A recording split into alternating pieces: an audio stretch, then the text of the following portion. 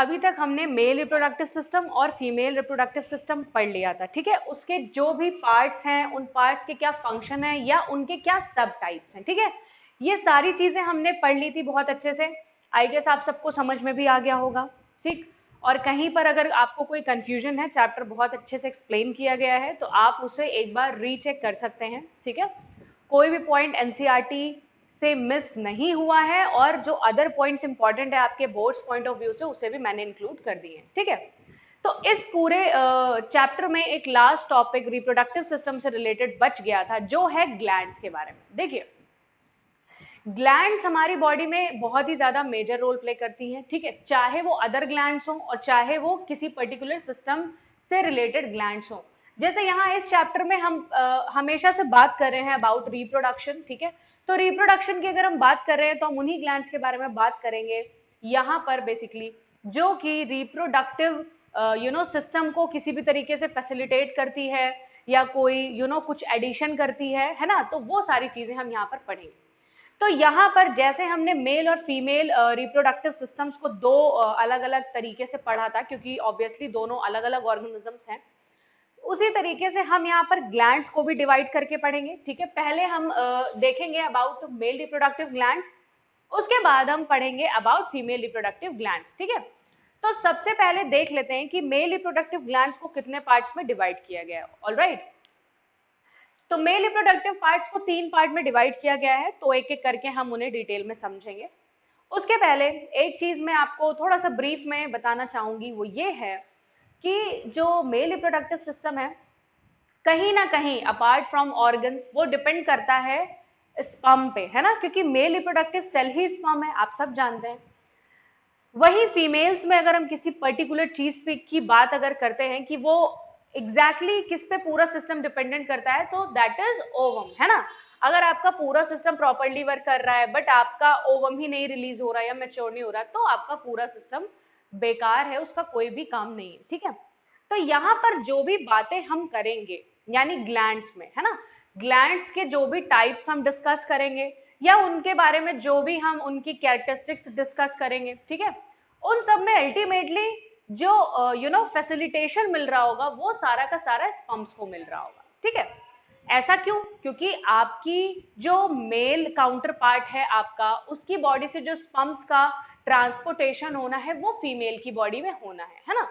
तो यहाँ पर जो भी नरिशमेंट, जो भी प्रोटेक्शन, या जो भी एक तरीके से उसके लोकोमोशन में हेल्प करने के लिए एक्स्ट्रा फ्लूइड्स, तो ये सारी चीजें स्पम्स को ही मिलेंगी, ठीक है।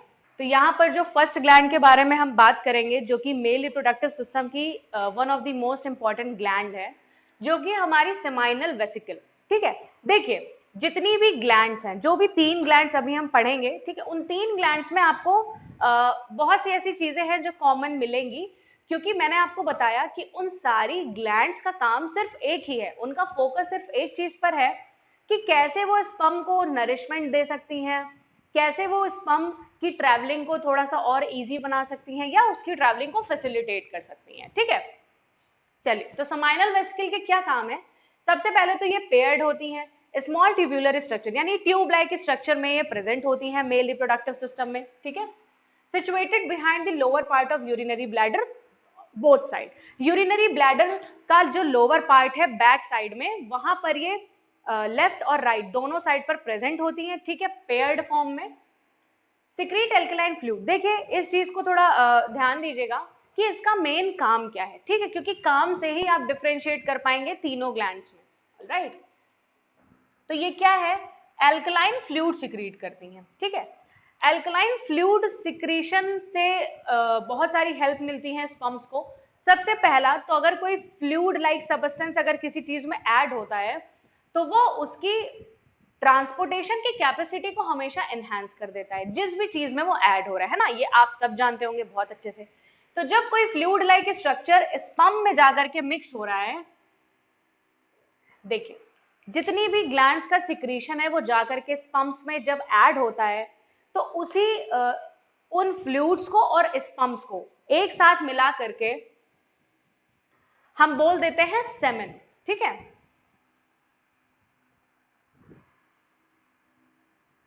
Secretions from glands plus sperm is equal to semen.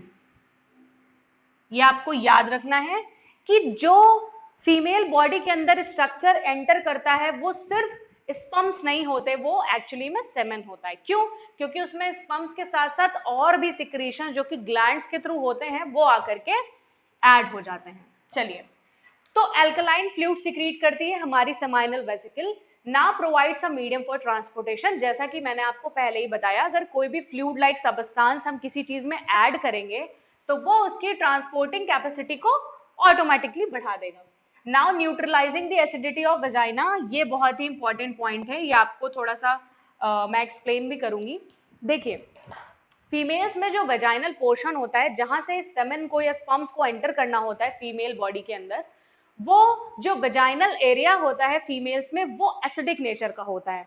मैं आपको पीछे बता भी चुकी हूं कि ऐसा क्यों होता है, क्योंकि फीमेल में जो वेजाइना पोर्शन होता है, वेजाइनल एरियाज होते हैं, वहां पर बहुत ही ज्यादा बैक्टीरिया वगैरह के एंटर करने के चांसेस होते हैं, क्योंकि वो एक ओपन टाइप ऑफ स्ट्रक्चर है। ठीक है, तो उन इन्फेक्शन से, बैक्टीरिया से या पैथोजन से बचाने के लिए वहां का जो पीएच होता है वो हमेशा एसिडिक बना रहता है। एसिडिक बना रहने की वजह से क्या होता है, आप सब बहुत अच्छे से समझते होंगे कि अगर कोई माइक्रो ऑर्गेनिजम्स, बैक्टीरियाज वगैरह है तो वो वहीं पर किल हो जाते हैं और सर्वाइकल रीजन में या सर्विक्स पोर्शन में वो एंटर नहीं कर पाते हैं। ठीक है, तो जिससे बहुत ही कम चांसेस बचते हैं किसी तरीके का एनवायरमेंटल इन्फेक्शन होने का। ठीक है, तो वहां जब वजाइनल एसिडिटी काफी हाई है, तो मैंने आपको बताया था कि स्पर्म्स मोस्ट डेलिकेट सेल है ह्यूमन मेल सिस्टम की, तो अगर स्पर्म वहां पर एंटर करेगा, it's just like an micro organism, है ना, स्पर्म्स भी तो एक यूनिसेलुलर माइक्रो ऑर्गेनिज्म ही हुआ,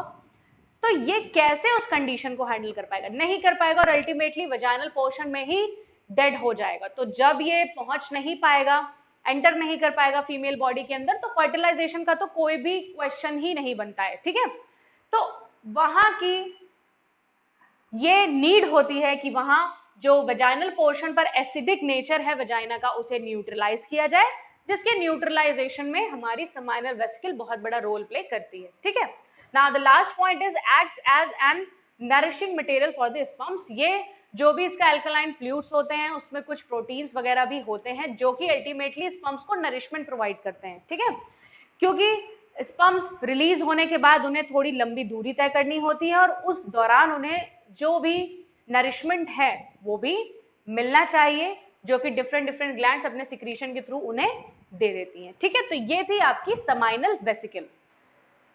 चलिए, तो पहली आपकी ग्लैंड आपको बहुत अच्छे से समझ में आ गई होगी, ग्लैंड्स को बिल्कुल भी मत मिस करिएगा, इंपॉर्टेंट टॉपिक है, इंपॉर्टेंट पोर्शन है। तो अब हम हमारी सेकंड ग्लैंड के बारे में बात करते हैं, which is known as prostate gland. ठीक है, ये कहाँ होती है? यूरिनरी ब्लैडर में ही सिचुएट होती है और यूरेथ्रा के सराउंडिंग्स में ये प्रेजेंट होती है। ठीक है, और इसका शेप कैसा होता है? चेस्टनट, चेस्टनट सिंघाड़ा अभी इस टाइम बहुत आ रहा है, आप खाते भी होंगे, तो ये उसी शेप की होती है। ठीक है, और इसका मेन काम है secretes thin milky fluid, increases the motility of sperms. जैसा कि मैं आपको पहले भी बता चुकी हूं कि बहुत सारी ऐसी चीजें हैं जो आपको तीनों ग्लैंड्स में सेम मिलेंगी। ठीक है, तो उनमें से एक ये भी है कि कहीं ना कहीं तीनों ग्लैंड्स कोशिश करती हैं कि स्पर्म्स की मोटालिटी बनी रहे। उसी चीज को ध्यान में रखते हुए यहां पर भी एक थिन मिल्की फ्लूइड सिक्रीट होता है, और वो थिन मिल्की फ्लूइड करता क्या है? स्पर्म्स की मोटालिटी को एनहांस करता है या इंक्रीज करता है। ठीक है, चलिए, दो ग्लैंड्स आपकी हो गई। ठीक है, आपको समझ में भी आ गई होंगी। एक लास्ट ग्लैंड बची है जो कि एक इंपॉर्टेंट रोल प्ले करती है बाकी सबकी तरह ही, which is known as bulbourethral gland. ठीक है, ये हमारी थर्ड ग्लैंड होती है मेल रिप्रोडक्टिव सिस्टम में। ये कोई क्रोनोलॉजिकल ऑर्डर में प्रेजेंट नहीं है। ठीक है, तो ये कहाँ पाई जाती है? ये यूरेथ्रा के दोनों साइड पाई जाती है, यानी पेयर्ड फॉर्म में ही होगी ऑटोमेटिकली। सिक्रीट एल्कलाइन म्यूकस, देखिए एल्कलाइन म्यूकस सिक्रीट करने का काम ये भी कर रही है जैसे पीछे वाली दो ग्लैंड्स कर रही थी। हेल्प्स इन लुब्रिकेशन, अगर कोई म्यूकस इज जस्ट लाइक कोई चिपचिपा सा सबस्टेंस हो, ठीक, तो अगर कोई चिपचिपा सा सबस्टेंस किसी सब्सटेंस में आप ऐड कर देंगे तो उसका लुब्रिकेशन अपने आप ही क्या होता है? एनहांस हो जाता है। ठीक है, तो वैसे ये जो बल्बो यूरेथ्रल ग्लैंड के सिक्रीशंस हैं, ये लुब्रिकेशन प्रोवाइड करने में बहुत ज्यादा हेल्प करती हैं। लुब्रिकेशन से होता क्या है? जो रास्ते में पड़ने वाला फ्रिक्शन है वो काफी कम हो जाता है, और जो आपके स्पम्स है वो इजिली ट्रांसफरेबल हो जाते हैं, ठीक है। Now neutralises the acidity of vagina, जैसा कि मैंने आपको सेमाइनल वेसिकल्स में भी बताया था कि वेजाइना की एसिडिटी को न्यूट्रलाइज करना क्यों जरूरी है, क्योंकि अगर ऐसा नहीं किया गया तो किसी भी कंडीशन में जो स्पम्स है या जो सेमेन है वो वेजाइना के अंदर या फीमेल बॉडी के अंदर एंटर नहीं कर पाएगा और अल्टीमेटली फर्टिलाइजेशन होने के चांसेस जीरो हो जाएंगे, ठीक है। तो ये था आपका सारा ग्लैंड्स के बारे में। आई होप आपको बहुत अच्छे से ग्लैंड समझ में आ गई होंगी, और ये सिर्फ और सिर्फ मेल ग्लैंड्स था। अब हम बात करेंगे आगे अबाउट फीमेल ग्लैंड्स। चलिए, तो मेल रिप्रोडक्टिव ग्लैंड्स के बारे में हमने बहुत ही अच्छे से समझ लिया है, और अब बात आती है फीमेल रिप्रोडक्टिव ग्लैंड्स की, ठीक है। फीमेल रिप्रोडक्टिव ग्लैंड्स मेनली दो हैं, जिसमें से कि सबसे पहली है हमारी बार्थोलिन्स ग्लैंड। बार्थोलिन ग्लैंड जो होती हैं ये पेयर्ड होती हैं, ओवल शेप्ड होती हैं, ठीक है। और ये पाई कहाँ जाती हैं, ये वजाइनल पोर्शन के दोनों साइड पाई जाती हैं, ठीक है। दोनों साइड पाई जाती हैं, और इनका काम क्या होता है, इनका काम है म्यूकस सिक्रीट करना। म्यूकस सिक्रीट करना, तो म्यूकस अगर सिक्रीट होगा, जैसा कि हमने मेल ग्लैंड्स में भी देखा था बल्बो यूरेथ्रल ग्लैंड में कि म्यूकस सिक्रीट हो रहा था, और म्यूकस सिक्रीट होने से अल्टीमेटली लुब्रिकेशन प्रोवाइड होता है किसी भी चीज को। तो यहाँ पर भी जो म्यूकस सिक्रीट होता है वो वजाइना को लुब्रिकेट करने का काम करता है during the time of parturition as well as copulation, ठीक है। Where copulation is known as physical contact with any opposite gender, ठीक है, यानी कि यहाँ मेल्स की बात होगी। और पार्टुरेशन क्या है, the process of delivering a baby is known as parturition. तो इन दोनों ही केसेस में, क्योंकि वेजाइना में अगर लुब्रिकेशन नहीं होगा तो वहां फ्रिक्शन की वजह से प्रोसेसेस थोड़ा सा टफ हो जाएंगी फीमेल्स के लिए, ठीक है। तो उसी चीज को फैसिलिटेट करने के लिए जो हमारी बार्थोलिन ग्लैंड हैं ये लुब्रिकेशन या म्यूकस लाइक सब्सटेंस रिलीज करती हैं, जो कि during the time of copulation as well as parturition help करती हैं वेजाइना को, और उसे लुब्रिकेट रहने में भी हेल्प करती हैं, ठीक है। देखिए, अभी हमने बार्थोलिन ग्लैंड की बात की, जो कि फीमेल रिप्रोडक्टिव सिस्टम की एक ग्लैंड है। अब नेक्स्ट हम यहाँ पर बात करेंगे about mammary glands. Mammary glands भी पेयर्ड फॉर्म में प्रेजेंट होती हैं, वेल डेवलप्ड होती हैं एक अडल्ट फीमेल में, ठीक है। क्योंकि प्यूबर्टी के अटेनमेंट से पहले ये अंडर डेवलप्ड होती हैं, और जैसे ही प्यूबर्टी की एज आती है फीमेल्स में तो ये अपना साइज ग्रो कर लेती हैं, ठीक है। और ये प्रेजेंट कहाँ होती है, अपर थॉरेक्स पोर्शन में। मैंने आपको बॉडी का डिवाइडेशन बताया भी है, this is known as your upper thorax region, ठीक है। और यहीं पर आपकी मेमरी ग्लैंड्स प्रेजेंट होती हैं। इनका काम क्या होता है, they helps in giving nutrition to baby, यानी जो भी न्यूली बॉर्न बेबीज होते हैं उनके लिए ये न्यूट्रिशन प्रोवाइड करने का काम करती हैं, ठीक है। बहुत ही ज्यादा हेल्पफुल होती हैं उन्हें न्यूट्रिशन मिलने में, ठीक है। Also present in males but as vestigial organ. आप सभी जानते भी होंगे कि मेल्स में भी मेमरी ग्लैंड्स प्रेजेंट होती हैं, बट वहां पर इनका कोई काम नहीं है, तो वहां पर ये एज अ वेस्टिजियल ऑर्गन ही पाई जाती हैं, ठीक। ये आपके चैप्टर का एक बहुत ही इंपॉर्टेंट टॉपिक है, ठीक है, क्योंकि यहाँ पर आपको पता चलेगा कि फैमिली प्लानिंग कैसे हो सकती है, ठीक है। देखिए, फैमिली प्लानिंग आजकल की इन्वायरमेंटल कंडीशंस को देखते हुए या रिसोर्सेज को देखते हुए बहुत ज्यादा जरूरी है। जिस हिसाब से एक्सप्लॉयटेशन ऑफ नेचुरल रिसोर्सेज हो रहा है, कहीं ना कहीं उसका एक बहुत बड़ा रीजन ओवर पॉपुलेशन भी है, ठीक है। तो ये as an citizen of this earth, अगर हम किसी पर्टिकुलर कंट्री के सिटीजन अपने आप को ना समझ करके एक अर्थ का सिटीजन समझें, तो ये चीजें हमें ही ध्यान देनी होंगी कि किस तरीके से जो नेचुरल एनवायरनमेंट या नेचुरल रिसोर्सेज या natural flora and fauna degrade हो रहा है, ठीक है, समय के साथ साथ होता ही चला जा रहा है, तो उसे कैसे रोका जा सकता है। तो उसे एक तरीके से फैमिली प्लानिंग करके भी रोका जा सकता है, ठीक है। फैमिली प्लानिंग के एक्चुअली दो बहुत बड़े बेनिफिट्स हैं। पहला, जो आपके एनवायरनमेंट को बेनिफिट मिलता है, ठीक है, पॉपुलेशन जितनी कम होगी, एक्सप्लॉयटेशन ऑफ रिसोर्सेज यानी एग्जॉशन ऑफ रिसोर्सेज उतना कम होगा। Here we are talking about natural resources, वो उतना कम होगा, और हमारा एनवायरनमेंट उतना ही क्लीन और सेफ होगा रहने के लिए, ठीक है।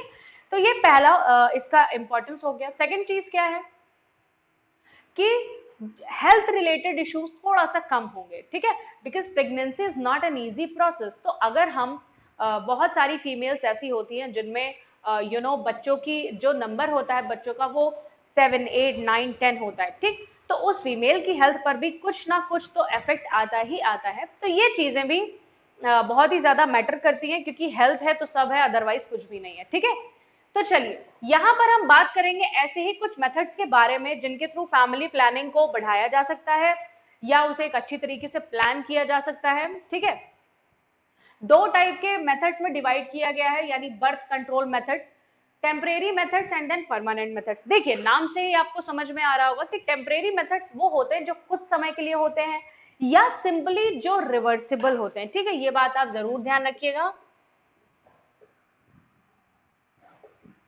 दे आर रिवर्सिबल, यानी ये जिन सर्टेन टाइम पीरियड के लिए होते हैं सिर्फ उतने ही दिन के लिए होते हैं, और उसके बाद अगर आपको और ज्यादा टाइम के लिए बर्थ कंट्रोलिंग पावर को अपनी बॉडी में बढ़ाना है तो आपको इन्हें फिर से यूज करना पड़ेगा।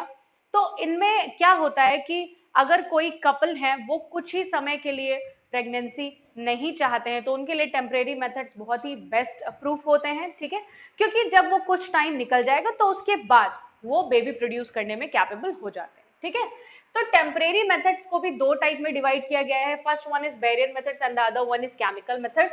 So in barrier methods, we can say that the barrier methods prevents meeting of sperm and ovum. So अगर ओवम और स्पर्म मीट ही नहीं होंगे तो फर्टिलाइजेशन होने का कोई भी चांस नहीं बनता और अल्टीमेटली प्रेगनेंसी नहीं होगी, ठीक है। तो बैरियर मेथड्स के एग्जाम्पल हैं जो कॉन्डोम्स आते हैं मार्केट में अवेलेबल होते हैं, ठीक है। इसका फ्रीक्वेंटली यूज करना चाहिए सभी को। क्यों? ये एक बहुत ही अच्छा और बहुत ही पॉकेट फ्रेंडली एक मेथड है, एक बैरियर मेथड है टू बर्थ कंट्रोल, ठीक है। तो यहाँ पर male and female condoms, diaphragm and IUCDs, ये सारे के सारे मेथड्स आपके बैरियर मेथड्स में आते हैं और ये सारे बहुत ही इजीली तरीके से बर्थ को कंट्रोल कर सकते हैं और without any serious health effects on the male और फीमेल, दोनों पर ही कोई भी सीरियस हेल्थ इफेक्ट नहीं आते हैं, ठीक है। तो ये बैरियर मेथड्स हो गए। Now the chemical methods. Chemical methods में आपके हैं स्पर्मिसाइड्स एंड कंट्रासेप्टिव पिल्स। स्पर्मिसाइड्स एक्चुअली कुछ जेल्स के फॉर्म में होते हैं जो कि क्या करते हैं, स्पर्म्स को वेजाइनल पोर्शन में ही किल कर देते हैं और एंट्रेंस ही नहीं वो पार कर पाते हैं, ठीक है। तो जब पार नहीं कर पाएंगे तो वो मीट नहीं कर पाएंगे ओवम से। नाउ कंट्रासेप्टिव पिल्स, इसके बारे में आप सभी जानते भी होंगे, आपने सुन भी रखा होगा। सबसे पहली कंट्रासेप्टिव पिल जो कि सहेली है वो हमारे लखनऊ में, जो कि यूपी की कैपिटल है, वहां पर डेवलप की गई थी in the CDRI institute which is central drug research institute, ठीक है। तो कंट्रासेप्टिव पिल बेसिकली होती क्या है, इसमें फीमेल हॉर्मोन्स प्रेजेंट होते हैं जो कि हमारी बॉडी के हार्मोनल सिस्टम को चेंज करते हैं जिससे प्रेगनेंसी नहीं हो सकती, ठीक है। ये होती है contraceptive pills. So these were all the types of temporary methods which are completely reversible after some time, ठीक है। Now permanent methods। permanent आपको नाम से ही समझ में आ रहा होगा कि अगर इस टाइप का बर्थ कंट्रोल मेथड आपने एक बार यूज कर लिया है तो आप वापस से वो कैपेबिलिटी खो देंगे बच्चा प्रोड्यूस करने की, यानी आपकी बॉडी में रिप्रोडक्शन की कैपेसिटी खत्म हो जाएगी, आप बेबीज प्रोड्यूस नहीं कर सकते। तो ये भी मेल के लिए अलग होते हैं। जो मैंने सबसे पहला टाइप लिखा है वैसेक्टोमी। वैसेक्टोमी जनरली मेल्स में होता है और ट्यूबेक्टोमी फीमेल्स में होता है, ठीक है। तो वैसेक्टोमी में क्या होता है, देखिए अगर स्पर्म बन रहा है, सारी चीजें हो रही हैं, प्रॉपर्ली फंक्शन कर रही हैं, लेकिन अगर हम स्पर्म्स की ट्रैवलिंग पाथ को ही रोक दें, यानी उसको कोई जगह ही ना दें एक जगह से दूसरी जगह ट्रांसपोर्ट होने की, अल्टीमेटली मीटिंग भी नहीं हो पाएगी, ठीक है। तो यहाँ पर क्या होता है, cutting and tying of a part of sperm ducts, male is said to be sterile. और एक बार अगर आपकी स्पर्म डक्ट्स को कट करके टाई कर दिया गया है, छोटी सी नॉट लगा करके, वो वापस से किसी भी केस में जुड़ नहीं सकती है, तो ये केस कंप्लीटली इरिवर्सिबल हो गया, ठीक है। और यहाँ पर हम मेल को अब स्टेराइल भी बोल सकते हैं क्योंकि अब अपने लाइफ टाइम में वो कभी भी बेबी प्रोड्यूस नहीं कर पाएगा, ठीक है। Now tubectomy, what is tubectomy? आप सभी जानते हैं अबाउट ओविडक्ट्स, जो कि फेलोपियन ट्यूब के भी नाम से जाने जाते हैं। तो वहीं से ट्रैवलिंग होती है ओवम की, आप सब जानते हैं, आपने ह्यूमन फीमेल रिप्रोडक्टिव सिस्टम में पढ़ भी लिया होगा। तो अगर हम फेलोपियन ट्यूब को ही या ओविडक्ट्स को ही कट करके छोटा सा नॉट बांध दे वहां पर, तो ओवम तो पहुंच ही नहीं पाएगा, है ना। तो कैसे उसकी मीटिंग होगी स्पर्म से? तो ट्यूबेक्टोमी में यही किया जाता है, cutting and tying of both oviduct and then female is said to be sterile. जैसा अभी हमने मेल में पढ़ा कि मेल कंप्लीटली स्टेराइल हो जाता है, वैसा ही हम फीमेल्स में भी देखते हैं। अब जो भी फीमेल है जिसमें ट्यूबेक्टोमी हो चुकी है, तो वो कभी भी अपनी लाइफ टाइम में बेबीज प्रोड्यूस करने में कैपेबल नहीं होगी, ठीक है। तो that was all about your birth control methods.